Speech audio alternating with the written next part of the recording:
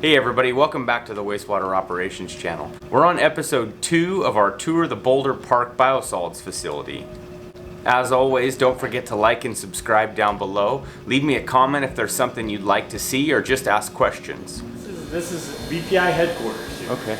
Yeah, so this is where the magic happens. So all the daily operations, boots on the ground, work comes out of here. This is where the guys meet every morning, Right. and dispatch out of. They do some of the mechanicking out here, and Okay. yeah.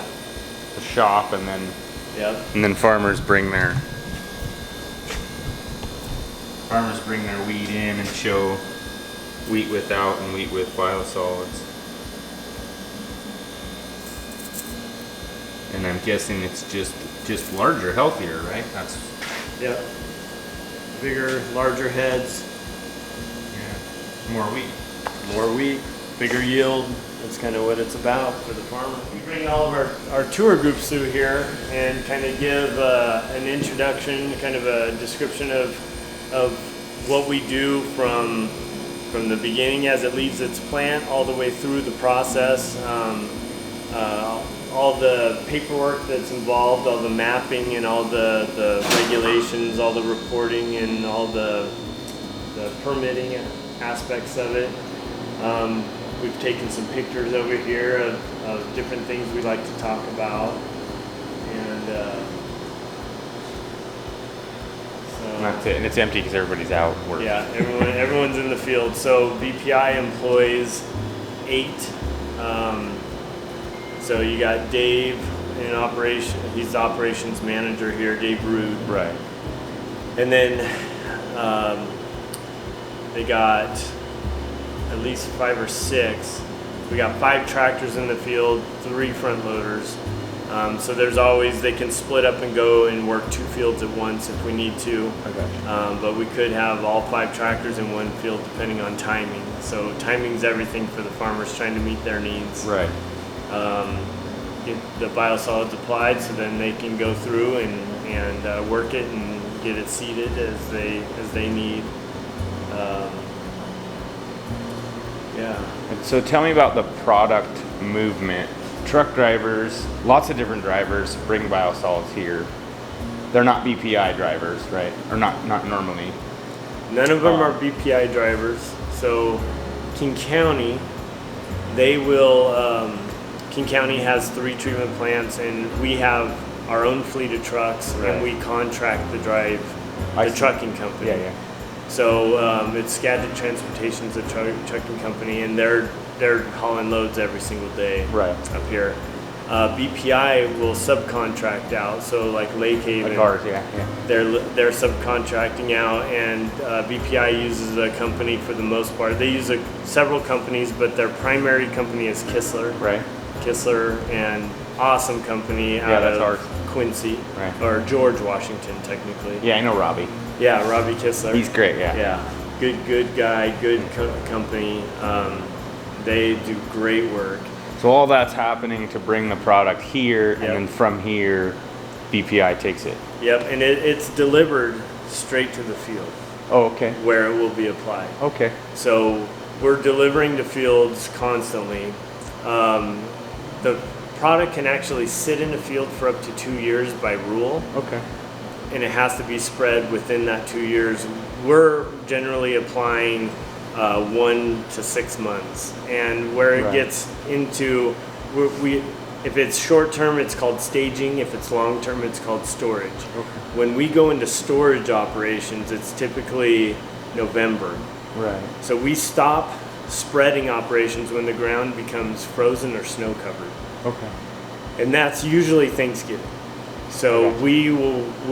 we'll be doing land application all the way up through Thanksgiving, and then we'll stop applications around Thanksgiving, and then we'll go into storage mode. And all winter long, December, January, February, March, we're just delivering to the fields and storing it. Just sort of staging and getting ready Yep. for the ground to thaw. So once April hits, it's game on, and I gotcha. and then we're playing catch up Right. on all these fields all the way through the end of July. I gotcha. Once July hits, those farmers will be seeding into all of the fields that were applied. Right. And then we go into delivering to fields that are now in fallow that have just been harvested. Gotcha. For the following crop. It's pretty complex to organize that times 25,000 acres and farms all over the place. I see. There's no one central area where all the biosolids goes, and then from there it goes someplace else. Right. It's being coordinated. Individual deliveries are actually being coordinated to individual places. Yep. That's something I didn't know. That makes the whole thing even worse. Yeah. So, I can't imagine. So sometimes, I mean, we're literally delivering to 3, 4, 5 fields at a time, depending on product and logistics. So. Well, with the amount and probably the size of the field, is that maybe I'm making that a bigger problem than it has to be? What kind of quantities, like average, goes into a field? How many trucks, say? So for a section, 160 acres, it's usually 60 loads. Okay, so somewhere in there. That driver, my driver's Kim, by the way, he knows where he's going for, say, the next month or two, and then he's not going to a different field every day necessarily. Every day, no. I see. Okay, so it's manageable, but still there's an element of extra organization there that all has to be taken care of. Yeah, I'm with you. Okay. So the 3 King County wastewater treatment plants, they're producing a lot of material. Right. We're delivering probably 10 to 15 loads a day. Gotcha. Probably more like 10 to 12 a day. Right. So we'll fill a section, 160 acres. We'll have that site filled in a week. Okay. So every week King County's going somewhere else. They got another one, yeah. Whereas the other trucks, the OTs, all the other 34 treatment plants, we'll have those delivering to another site, and nothing can be commingled or mixed. Correct. Everyone is delivering in their own area in that field. And that's by plant, right? Not just by agency. Plant. Yeah, by plant. That has to do with, and I can be wrong, that has to do with the testing that has to happen all the way until that biosolids is applied and is considered no longer a problem, right? I've seen test results for our biosolids that follow all the way to the field. Yeah. So what the rule says is that Lake Haven, the Coda plant, is testing their biosolids. They know the constituents and the values of the biosolids generally of what's being delivered to that field. So we're applying based on nitrogen. So we know pretty much what Lake Haven, Lakota treatment plant, what the nitrogen content is in that pile. Gotcha. And then we'll apply it according to those results for that material. Okay. And then, the other treatment plants have their own results. Sure. So they'll be applied at their rate. And that goes along with the quarterlies. Like for us, it's quarterlies, and those are just to catch changes over time. Yep. Because it wouldn't take. I mean, I don't imagine nitrogen content changes too much in a month, but say in 6-8 months, a year, it could float over time. And it could. Okay. Most of the Western Washington treatment plants generally don't fluctuate a whole lot in the nitrogen, phosphorus. Gotcha. It's pretty much dialed in. The influent flows to those plants are generally municipal waste. Yeah. Predictable. Where we do see some fluctuation is in the smaller Eastern Washington treatment plants, where they'll be taking effluent or influent from residential areas, but then they'll ramp up for fruit processing. Gotcha. Okay. And fruit processing occurs, in this period of time over this, and it can affect some of the nitrogen values that we see in those plants. Sure. But generally, even then, it's not huge spikes. Right. It's generally a little bit of variation. Right. But not. But you not guys are watching. You're aware. Yeah. I got you. So one of my jobs as the project manager for this project is I receive all of the biosolids analytical data from every single one of the participating treatment plants in this project. Gotcha. And I review it, making sure that the lab data makes sense. Right. That there's nothing out of the ordinary, that it's all meeting Table 3 limits for pollutants, and their fecals are good, and their vector attraction reductions being met, and we document everything. So you make sure everything's okay as it comes in, and then how much effort do you have to put into how it's being applied, or the changes in how it's being applied? So we developed the agronomic rate.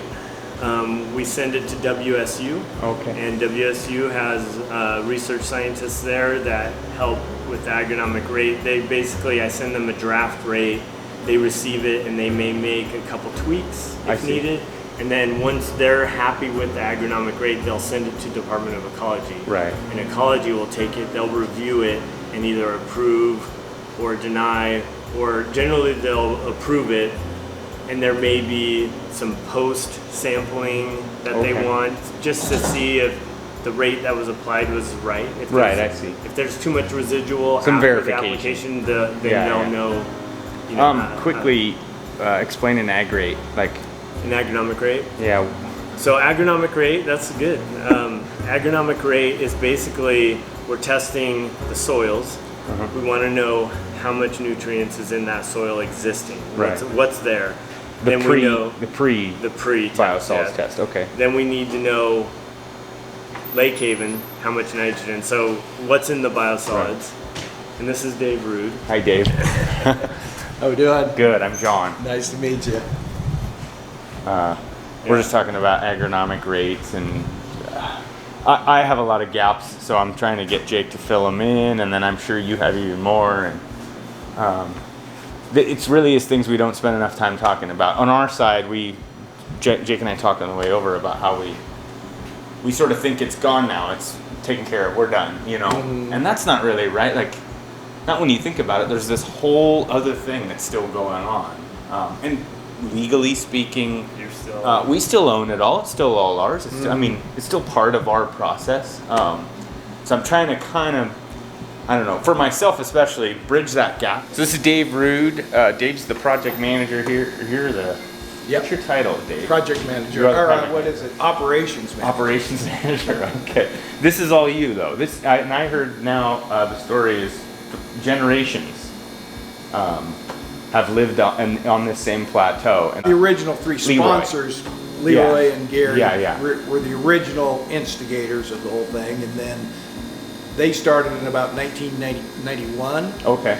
They did it on just a demonstration basis for about 1 year. Right. And then we had a lot of involvement with Washington State University Extension, had a really good extension agent, Jim Croft, that really helped them originally. Yeah. And then in '92, King County started it. It all was with King County. Sure. But then when in '92, King County hired an outside contractor, Agritech out of Oregon, to do the land applications. And then for a couple years, they managed the applications, and King County was basically totally in charge. They had the permits. The original sponsors were just providing their land. I see. And then in the first 2 years, they struggled in a lot of ways with the logistics of the trucks and bringing in crews out of Oregon, flying guys in to do the work. Right. And that's when the three original sponsors in King County, the original project manager Dan Sturgill, encouraged them to bid this themselves with King County and create their own company to do land applications. So somebody more local who understands what's going on. Exactly. So the three of them, and originally Gary's son was the original operations manager for about a year. Right. I came in 1995. Okay. And started managing it. Right. So been here for almost 25 years now. Yeah. But you've been on the plateau. Oh yeah, my great grandfather was one of the original homesteaders in Douglas County. Actually, Leroy's grandpa and my grandpa both came in 1883. Wow. And we argue who came first, but it was us. There's no doubt. There's no doubt. There's recorded history. But so my boy that just went by there, he's fifth generation in the same house with the same name. That's awesome. So it's amazing.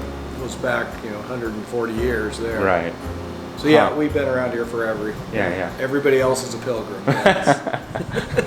Basically, then, so I started in '95. We were doing about 20,000 tons for King County a year, 20 to 30,000 tons, and it just started building from there. Originally they weren't going to bring us any material in the wintertime. We brought in Mount Vernon, I think, about 95, 96. Started bringing them around year-round. I see. Started doing year-round deliveries, and then they, so it just kind of slowly, different cities, would approach us to bid their contracts. Sure. And as we brought on more cities, showed that we were reliable year-round. Yeah. We purchased a bunch of snowplows and kept all the sites open, and then King County started realizing that we were the most reliable spot. Sure. So there was actually years that we took 100% of King County's material, including and now we've built it up to about, I think, close to 30 other cities. That's what we kind of call you guys other cities. Yeah.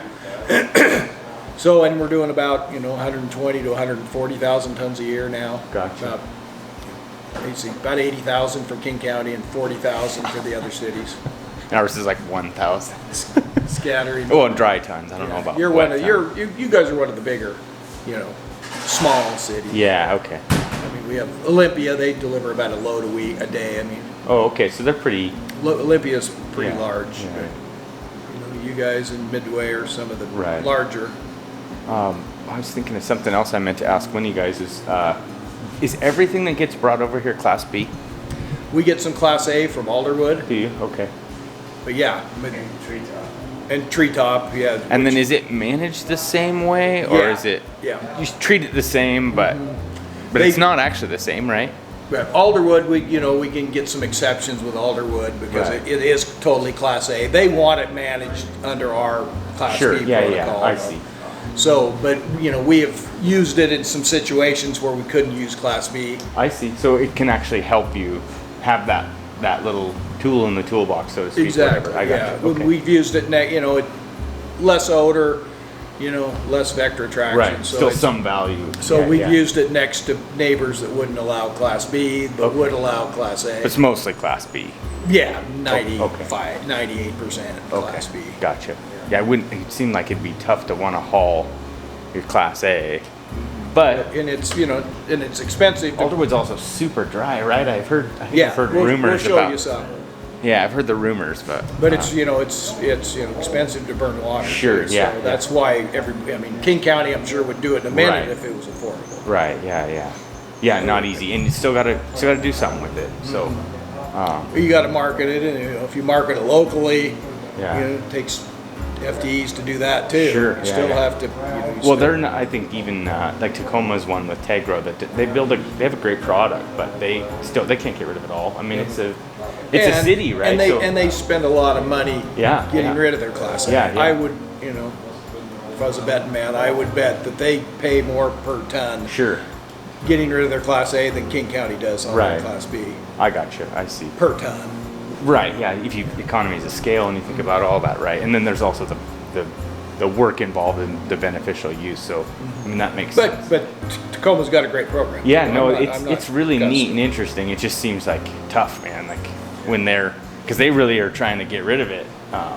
They want somebody to come and get it, and there's just it's tough. I mean, I think they give it away for free, actually. The claim is that years ago they were giving it away for free, but it's caught on to where they've actually been selling it now, and they've been able to able to sell 100% of what they're producing on soil mixes and everything the last few years.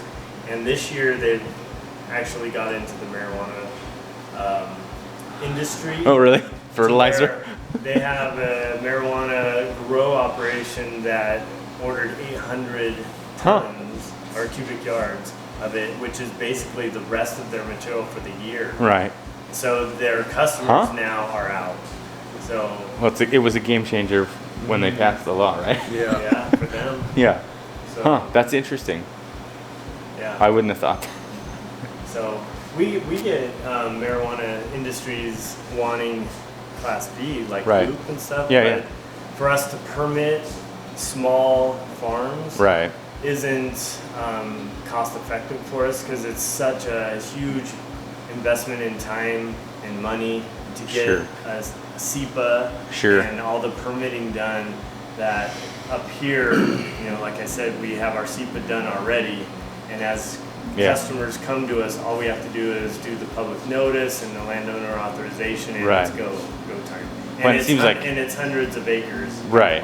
And it's not an unknown thing, right? Like in the area, everybody is totally aware of it, I assume, and Oh, yeah. they know the neighbors are doing it or aren't, or I would venture to guess it's way harder to go somewhere new where, or just more difficult, I guess. It's a risk. Yeah. I mean, we have, we still have some public opposition, but not a lot. Right. Yeah. And most, and a lot of, it's kind of, that one guy that may be dead set against biosolids, his best friend might be one of our biggest users. Right. So, he's gonna, even though he's against it, he's not against us because he doesn't want to, hurt his neighbor. Or his friend. I mean, some are fall for and you it. guys are really an industry here. I mean, that's what it is, right? It's not. No, I mean, we're fertilizing a significant amount of ground, 8,000 acres a year, but if you look at all this wheat, we probably have 36,000 acres of wheat that they're going to harvest that's going to be affected by biosolids applications. So, they're going to get a bump in their yield because of previous applications. I got you. Because we're only doing the fields every 4 years. Right. So, and they're farming them every 2. So we don't do anything in that second year. And a lot of times our yields in second crop are as good or better than the first application. I see. As you've added more of the cumulative effect. Even second crop can be as good as the first crop. That's it awesome. Still mineralizes out. Yeah, gotcha. And it's all the micronutrients, or what the plant needs. I'm sure Jake showed you some of these photos here. Yeah, and I guess we're gonna go see some too. Yeah. So that map right there shows That's everything in yellow there has been applied at one point or another during the life of the project through 2018. And you can see, East Wenatchee's here. Or here, I guess. Yeah, Rock Island there, Waterville. Waterville's here, Mansfield. So, it's a Cooley City's over here. Pretty good. Douglas County's basically an island. Yeah. We're surrounded by the Columbia River and then Banks Lake on this side. Yeah, and Mansfield right in the middle, so that's why you're in Mansfield. And we have the terminal moraine. So we're a lot sandier here where the glacier stopped. So for winter deliveries and such, it's better for the trucks because it's more clay on the Waterville side. Sure. So slimier, more issues with the with the truckers. In wet conditions. It's a lot. A lot of those fields have had multiple applications. I see. This is kind of a cool little schematic. I show some of the tour groups that Okanagan and Loeb were the Coeur d'Alene ice sheet where it came down and covered half of Douglas County. Oh, that in the original geological formation? Yeah. Yeah, that is neat.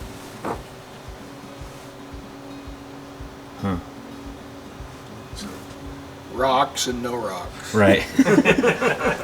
Sand and clay. I mean, it's a lot better. that's- The Waterville country is a lot, better soil. Yeah, that's awesome. Which, of course, biosolids is, we get a lot better bump in this more degraded soil. Right. From biosolids. Yeah. It works in the clay too, and we're doing, Sure. you can see, we're not doing near as much here as we are here. I see. But, those farmers are more prosperous too, because they've been farming better dirt for 100 years. I gotcha. That's awesome. A list of most of the facilities as of 2017. How many on that? Probably 30 something. 30. The 30 different facilities and municipalities bringing biosolids here. And here's the Cascade, so it's about 50-50 split on the number of participating agencies. Gotcha, yeah. But most of the product is coming from the coast. Oh, in tonnage, yeah. In tonnage. I gotcha. Yeah. So That makes sense. a lot of these guys over here, they're producing, I don't know, a load every couple weeks or so. Or a couple loads a year. I think some of the real. How does that work with not separating biosolids in a given field? So- Like if they're only bringing that much, does that make it tougher to? So like Bridgeport or Brewster, or not Brewster, but Bridgeport, they'll dewater and store on site, and then once a year they'll deliver to the Start usually hauling enough. Yeah, to be and they I gotcha. they use the sun to Yeah, to dry evaporate their tomorrow. material, so I gotcha. they're not hauling as much water Oh, very cool. Yeah.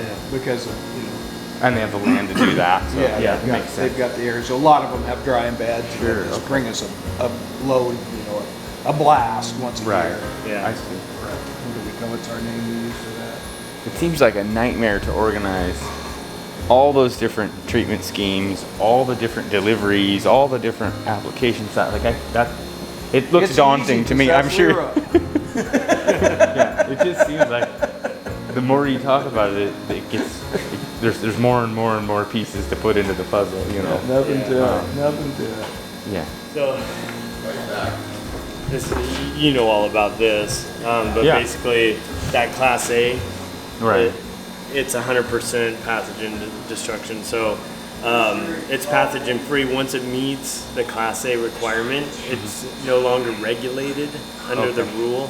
They still ask that you apply an agronomic rate, but like we had a farmer that didn't have permitted ground. One of his fields we hadn't had permitted, but he wanted to apply it quick so he could seed in some orchard Gotcha. grass. So we went and we used only the Class A material we had, I see. and was able to do that site. It gives you a little more A flexibility. little bit of than- flexibility. I gotcha. Yeah. Whereas all these, there's a lot of more steps that we have to go through. Right. And that's part of what you talked about with the difference in attitude. Like, we don't realize people want it. So the idea is they need to get it, not we need to get rid of it. Right. Like, they are actually saying, we don't have a lot of time, we want the biosolids. Yeah. So can you get us something? You know, Yeah. that's it seems weird is all. It's new. Yeah. But good, I like that. Yeah. This is a photo of our test plots, which we'll go to later today. Yeah. But this in the foreground is biosolids. This is commercial fertilizer. This biosolids had twice as much straw or more straw than on the commercial. But what we saw is that the microbial effects of the plots applied with biosolids led to expedited degradation of the wheat straw. So it broke down quicker and incorporated into the new wheat faster than what's occurring on the commercial I got applied it. plot. You're not just feeding the plant, you're also feeding the The soil, organisms that can yeah. break down the plant and introduce that material back into the soil. Exactly. And for no-till, that's what they need to speed Right. up that organic Yeah, yeah. process. Like we got this graph here, which I just printed the other day for the fun of it. This is in the test plots too. Right. This is our total carbon in the test plots. Okay. And look at the height, we doubled the carbon Wow. Yeah. in the soil, which, we're building the soil up. Right. That's It's just accumulating. So for this exercise, this was an unintended result that we were able to get from using time-lapse photography. Right. So I went in last year in February, put in time-lapse cameras while the field was snow covered. So there was a foot of snow on the ground. Right. So completely unbiased, not knowing, I just wanted to document canola growth from beginning stage all the way through. right. And so what we found is the coolest thing we found is that while the snow is melting, that the biosolids has actually created some aggregation of the soil, Right, which yeah. allows further porosity, which allows greater infiltration I rates see. and moisture retention into that soil. So as it melts off, nowhere do you see any standing water in the biosolids amended soil, the plot, whereas the commercial and the control, as it melts off, the soil is just not taking that water as rapidly. So as Dave says, if that was on a slope, it could lend itself to running off rather than going into the soil where the farmers want it. And here's that test plot again, commercial biosolids, no wheat straw left, degraded Right. down in, and it will mat down too to where if you're worried about weed control in no-till situations, Right. when that mats down, that organic matter, that straw breaks down, and it is creating a mat that limits the amount of weed growth that you're going to see in that field I see. as well. And it helps retain moisture, and Sure. Yeah. so this is typical spreading operation. So we use an industrial manure spreader. That's a horizontal mount. So those beaters are just, the tractor's going 7 miles an hour or whatever, and then there's a chain inside that feeds the material back so that they can control the rate that the material is being applied to the ground. Okay. So if it's 2 dry ton per acre, they can go and they can cover an acre, and they should calculate. They can vary the application and not have to vary the speed. Every truck drops us a ticket. Every load is a ticket's left in the mailbox, and then WSU creates our application rates. Right. So if we find, there's Lakota and Redondo. There they are. So you're at your agronomic rate is 13.7 to 19.3 wet ton per acre. Okay. We do a pre-soil test, so it's all done agronomically. And then here's your total tons that were on the ground. We're applying it at 19 ton to the acre, so we go 0.9 acres with each load to be agronomic, and then you can see everybody has a different rate. I got you. And that's for, you send something to the WSU for every field? Yes. Not for every load. Every field. Okay. We average your the results nitrogen. I got you. Over the years we've been working with you for what, 10, 15 years. Yeah, a long time. So we always get your results, quarterly results on the nitrogen value of your material, but we average that over time, and they change a little, each year. We tweak our rates for each city annually. But being, like you said, only once every 4 years, that's a factor in it too, right? So. No, we're applying agronomically for the one every crop. 2 years. For this crop. Gotcha. Okay. But it mineralizes over time. We're assuming like 50% mineralization in the first crop. Right. And then so there's still going to be another 50% mineralization over the next 20 years. WSU takes a lot of that all into account too. I got you. Okay. Yeah, he does a factor for a previously applied field. Sure. That's very neat. Those ones are all done. I'll give you a copy of this, but this is kind of a summary of the Boulder Park activities. Yeah. So if you look back here, Lake Haven. It's an annual? An annual. Okay, that's super good information. And we reconcile every ticket to every field. Yeah. So it's all, it's in. I see. So your Lakota plant right here. So every wet ton we've received from you, how many acres it was applied on, and then a dry ton calculation based on the average. So your annual report is you report in dry tons. Sure. Ours is going to differ a little bit because we're basing it on an average, whereas you're making that calculation daily. Yep. So you know exactly what your dry tonnage is. Right. We're not exact. But and it doesn't. The margin of error for it, if it's been in the truck, all that's going to. Yeah. Some of that could be different anyway. Right? Yeah. But our wet tons should match. I got you. Okay. Yeah. And that's based on the tickets. Your trailer tickets. Yeah. Gotcha. Yeah. And we do that monthly with headquarters over there. I send a bill. My truckers send me a bill. I reconcile against the tickets with the trucker. Yeah. Then I bill you guys. Then yours, Debbie, she double checks that against what the treatment plant against the tickets. So then we agree. So at the end of the month, everybody's on the same page. Yeah, it's awesome. And we do the same thing with King County, with so that's all the different cities. That helps with that's like an extra step in reconciliations. And so there's another thing we talked about, filing our biosolids report, our annual that we file to DOE. And I was curious, like, how do we? Yes, we have these numbers, but does everybody else that follows these things have these same numbers? Like, how does that happen? The coordination of everyone getting this information. There's no official report necessarily that I know of between BPI and us, but you're in communication for billing, so that's all. The money's the bottom line. So I mean that ensures that it's accurate, because I don't want underpaid and she doesn't want to overpay. Yeah. So I mean, and my trucker wants paid for everything he does. So No, between the three of us, it's, Yeah. you know, we go through it with a fine tooth comb at the end of the year when we create this, and Yeah. we're 99% sure we're 99% accurate. Right, yeah. I mean, we're probably not perfect, but we're we're better than anybody else. Yeah, for sure. Yeah, No, it's and awesome. just like your annual reporting right now that you're going through, Boulder Park's doing the same thing. Right, yeah, okay. So they're As on a the other land side of it. application, Yeah.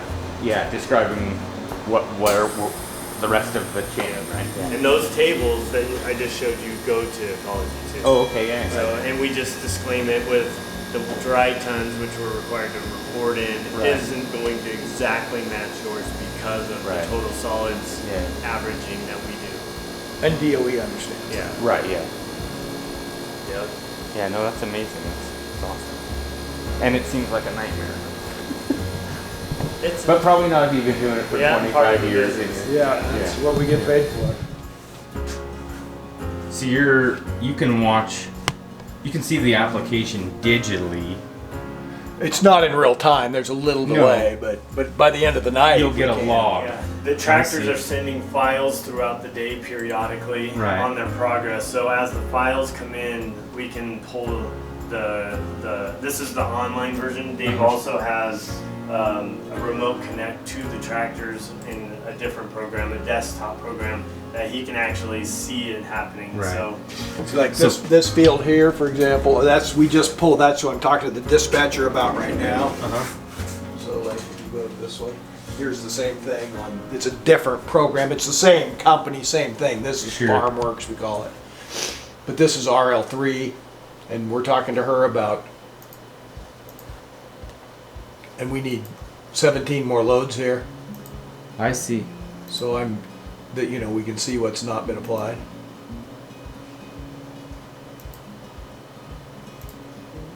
It's much more high tech than I would have thought. You don't just So, drive out right there. there. See, we have 40 acres. Okay. See, left. Oh, that's just an Remaining. point to measurements. I Yeah. gotcha. Huh. And then is the color on here? Is that density? That's ground speed. Yeah. Oh, okay, That just speed. shows we can show it Okay. in two. So some of the purposes of when they were developing engineering this software Right. doesn't quite match exactly our need, but this Sure. is displaying it in either speed or we can change it to elevation, and that just shows different colors. And To be like, how fast can a guy get done working a field, right, or harvest, or what?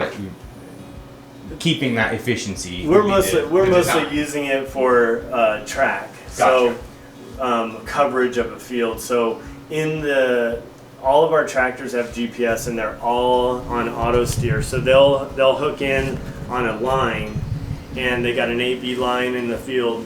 And so once they hook into their line, they basically go auto steer, and Okay. the tractor drives itself for that Gotcha. entire row, which eliminates any overlapping Sure. Yeah. and double coverage. So we're able to be more efficient and I guess not over apply Right. or Yeah, under apply certain sections. And just not be uniform, right? Because that's a. Yep. I got you. No, that's very cool. Yeah. I would have never guessed.